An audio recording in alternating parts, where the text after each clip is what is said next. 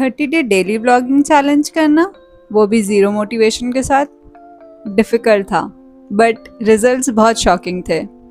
30 days, camera rose on करना, खुद को रिकॉर्ड करना और सबसे इम्पॉर्टेंट खुद को शो करना। ऑनेस्टली ये जर्नी इजी नहीं थी बट वर्थ इट थी। सो हाय गाइस, हमने 30 डे डेली ब्लॉगिंग चैलेंज को कंप्लीट कर लिया है आज, और आज मैं इसका ऑनेस्ट और अनफिल्टर्ड रिव्यू देने वाली हूँ आपको। डे 1 पे मैं बहुत एक्साइटेड थी और मुझे लगा था ये बहुत इजी होने वाली है जर्नी, बट रियलिटी हिट मुझे डे 5 पे हुई, जब पता चला कि नहीं, ये जितना इजी लगता है उतना इजी है नहीं। तो 5th डे पे मुझे रियलिटी चेक मिल चुका था। कई दिन तो ऐसे होते थे जब मुझे सच में बिल्कुल रिकॉर्ड करने का मन नहीं होता था, मेरा मूड ऑफ रहता था, मैं इमोशनली अप डाउन कर रही होती थी। तो कई दिन तो ऐसे गए कि जब मेरा बिल्कुल भी मन नहीं होता था कि मैं खुद को कैमरे के सामने लेके आऊँ और रिकॉर्ड करूँ, बट मेरी खुद से की गई कमिटमेंट मेरे लिए ज़्यादा इम्पॉर्टेंट थी।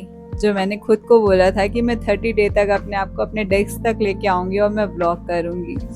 तो तब समझ में आया कि कंसिस्टेंसी मोटिवेशन नहीं होती, डिसिप्लिन होती है। और सबसे बड़ा चेंज जो मैंने फील किया वो है कॉन्फिडेंस। डे 1 पे मैं बहुत ऑकवर्ड थी कैमरे के सामने बोलने के लिए, बट धीरे धीरे वो नेचुरल हो गया। तो वो ऑकवर्ड से लेके नेचुरल तक की जर्नी बहुत ही प्यारी थी। और सबसे ज़्यादा इम्पॉर्टेंट, मैंने इस जर्नी में क्या सीखा, तो मैंने 3 चीज़ें इस जर्नी से सीखी हैं। पहला, कि हमें परफेक्ट मोमेंट का इंतज़ार नहीं करना चाहिए और नेचुरल मोमेंट्स भी बहुत ब्यूटीफुल होते हैं। और दूसरा, ग्रोथ स्लो होती है बट फॉर श्योर एक दिन ज़रूर होती है। तीसरा, सबसे ज़्यादा इम्पॉर्टेंट, लोग क्या कहेंगे उसे सोचना बंद करो और उठो और खुद ट्राई करो। ऑनेस्टली मुझे इतने लाइक्स और व्यूज़ तो नहीं मिले जितना मैंने एक्सपेक्ट किया था, बट जो सेटिस्फैक्शन मुझे इस चैलेंज को करने के बाद मिला है वो इन नंबर से बहुत बड़ा है।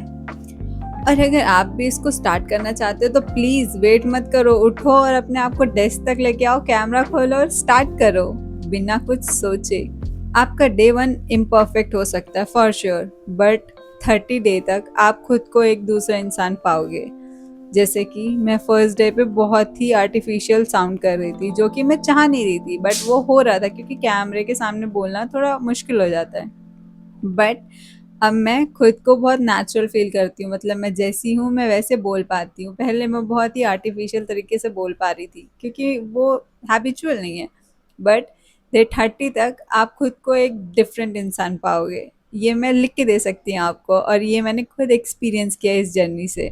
सो या गाइस, हमारी 30 डेज़ की जर्नी आज कंप्लीट होती है, और अगर आपने मेरी वीडियोस देखी हैं और मुझे सपोर्ट करा है तो थैंक यू सो मच दिल से। और this is just a beginning. See you in the next one.